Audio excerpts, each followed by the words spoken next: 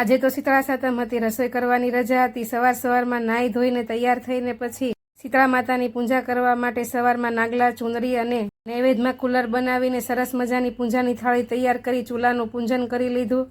પ્રસાદમાં ઉપર તુલસીના પાન મૂકી પાણીયારે શીતળા માતાનું સ્થાપન કર્યું ને પછી નાગલાને ચુંદડી ચડાવી દઈને શ્રીફળ વધેરી દીવો કરી પ્રસાદી ધરાવીને પૂજન કરી લીધું।